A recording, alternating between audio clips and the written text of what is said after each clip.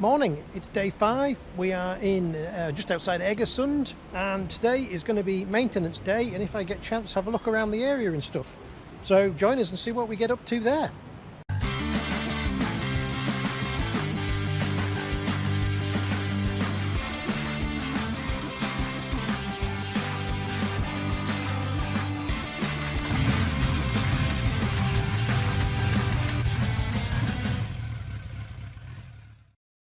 Well, I don't know, it's about 8 AM, the sun's just coming up. We forecast 27 degrees, but it's going to cloud over this afternoon, so I'm going to get my breakfast and get on with the bike. But first job for breakfast, I needed some breakfast supplies, and the shop, or they don't have a shop on site, and the Roadhouse, it was 20 quid for a burger, although it was very nice.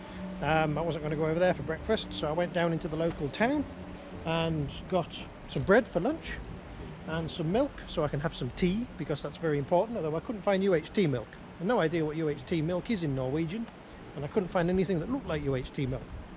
So I got some normal ones, a couple of beers for this evening, as you do, a bit of fruit, some ham, some cheese, and a little bit of coleslaw, and some washing liquid, because I forgot to bring washing liquid, because I need to do some laundry today while I'm having a rest day. Anyway, that was 345 Norwegian, is it crowns or krona? I'm not sure what they call them, which is 35 quid, which was a bit of a surprise. But anyway, there we are. It's the way it is. I'm on holiday, and I'm going to put some of that milk into some of my tea and get sorted out first. Get some porridge, get a cup of tea, and then we can get stuck into Wilbur.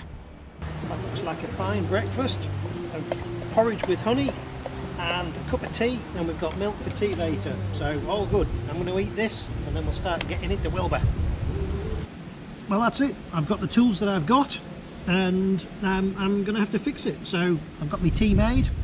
Let's get into this. First job, tank off.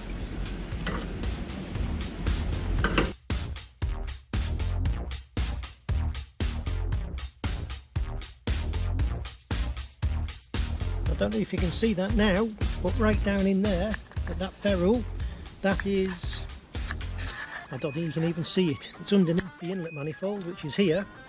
So I've got to take the air cleaner off, carburetor off, these oil lines off, inlet manifold off, and then I can get to that nut, and that is the one that's broken.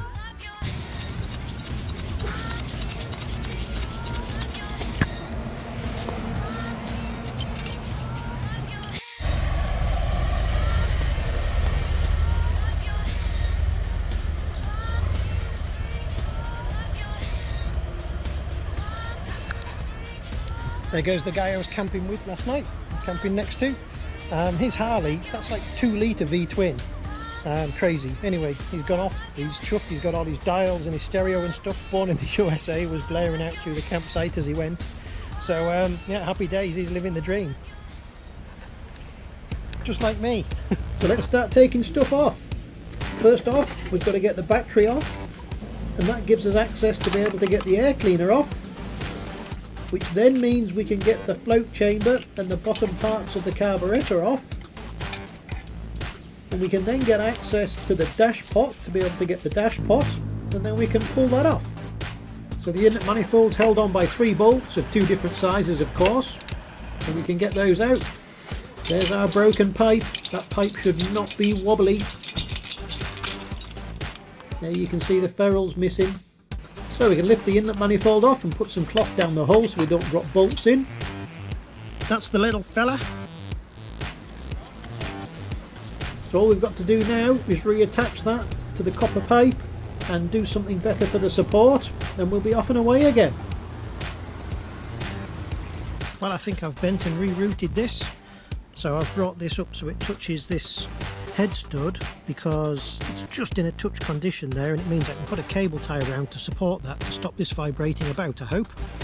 And everything there's good, and that ferrule's sitting square into the hole at the front. So I'll take it all apart and re-solder this and start putting things back together, I think. After a cup of tea, of course.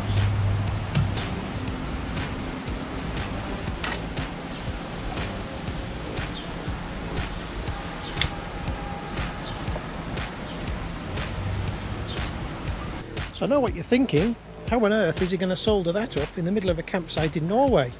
But I know this is an Achilles heel on the Square 4, and I should really have done it with flexi air equip lines before I set off. But there you go. But knowing it might be a problem, at least I came half prepared.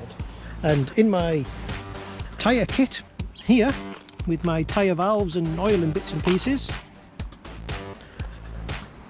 I have a roll of solder and I have a gas stove. Sorted. So this is the ferrule we've got to solder on, this little fella here. And obviously it's very oily, so I need to degrease this. And how on earth are you going to degrease that, Richard? Well, Finnish vodka, that's the answer.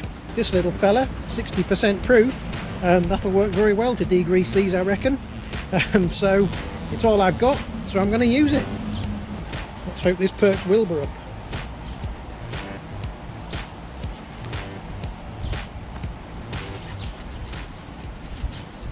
That's my emergency breakdown vodka. When all else fails and you're stuck in the middle of nowhere, you can still be happy. Must be time for another cup of tea, and why not? We can use that to get the stove warmed up. So once we've got that done, we can heat up the copper pipe and the ferrule nice and evenly on the gas stove there, and we can just start dabbing the soldering on, get that to the right temperature, just hot enough for the solder, that's all. That seems to have soldered up quite nicely, and there's our pipe ready to go back on.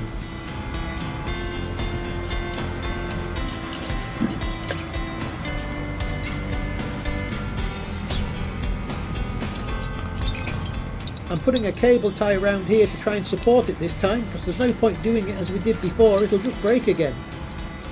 Well, the intake manifold gasket was stuffed, it's an old paper one and it's seen a lot of use, but never travel with an old bike without a tube of sealer, because if you've got to take either of the primary or the timing chain cases or anything else off, you need this.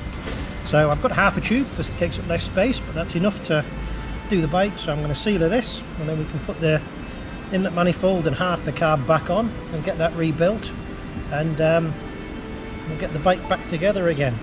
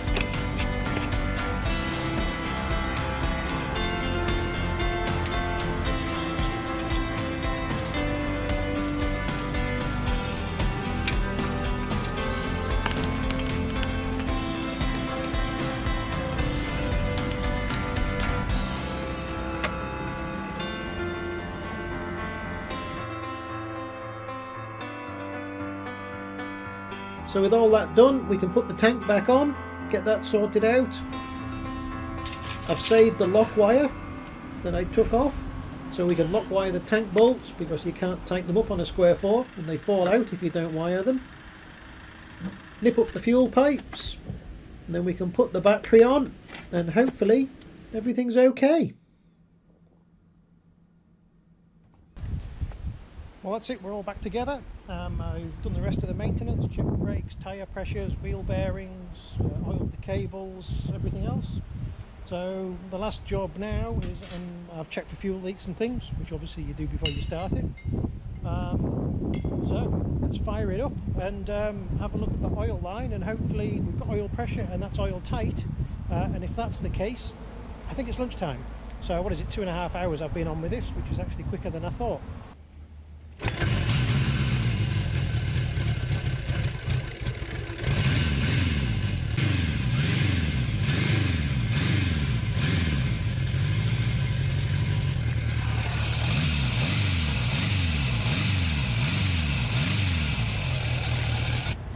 Well, revving it there, I think we found the reason that the oil pipe failed. You can see that this pipe here is vibrating all over the place. So I'm going to try and make a bracket or something else for that, because that's just going to break again unless I do So yeah, we'll have a go, we'll sort something out, we'll make it work. Well, after a good think and a good dig around in all my stuff, I think I've found the perfect thing.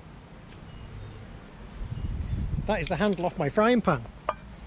But my frying pan didn't really survive the journey, so if the frying pan's got to take one for the team, then the handle, which is made out of aluminium, it's the right shape and it's already got holes in, and I can cut it with the tool on my Leatherman because I did forget my hacksaw blades.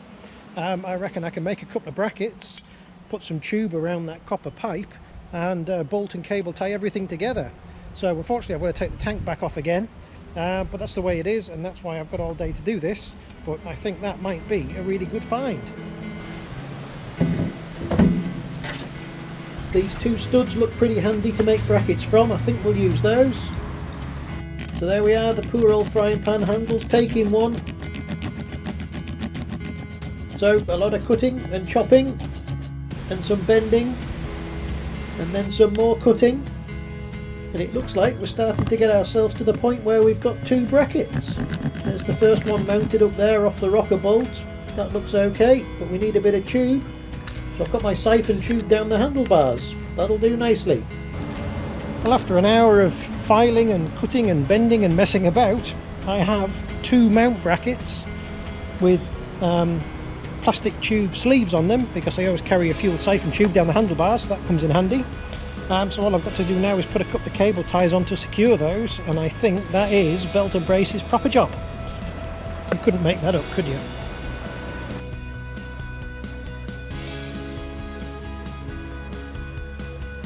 Well, I reckon that's okay. Let's fire it up. There should be enough fuel in the cab to get this to run.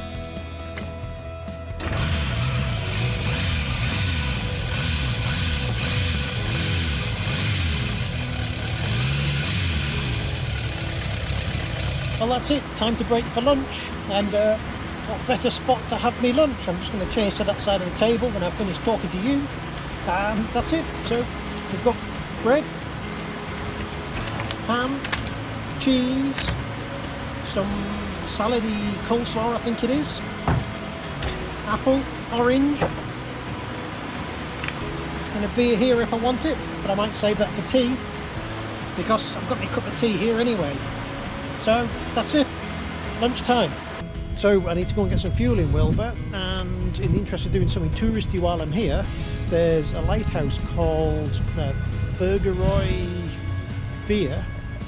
Is that how you pronounce it? I don't know, I'll stick the name in there. About 12k from here. That's supposed to be a great lookout. So I think I'm going to have a wander down there, we'll have a look round and then ride back, fill up with fuel, and then go back here for some tea.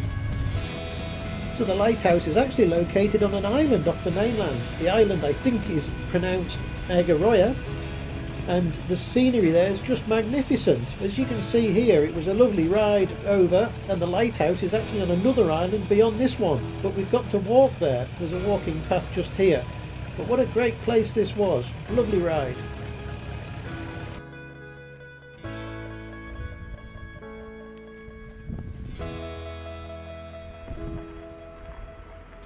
So the legend has it that the tracks in the rocks that we're going to see were left by Thor, the god of thunder, from the wheels of his chariot.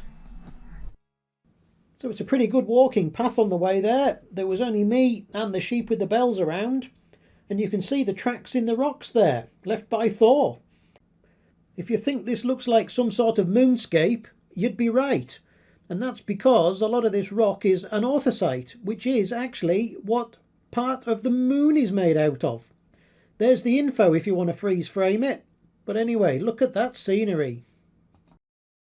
All I can hear is those geese that have just flown by and the bells of some of the sheep that are on the hills. Like, that's it. The place is just silent. So it took about half an hour to walk down the path up to the lighthouse, but it was well worth it. But if I turn round, that's the lighthouse. That's a pretty good view. I think it was worth the 2 kilometre hike, and I've just seen a deer and a fawn together. They were not 20 yards from me. Eigerøy Lighthouse was Norway's first cast iron lighthouse, and it was built in 1854. You can see it from 35 kilometres away, and it is 33 metres tall. and it has one of the brightest lights of any lighthouse in Europe. So after that, it was time to head back through the moonscape and find Wilbur again. There's Wilbur down in the car park.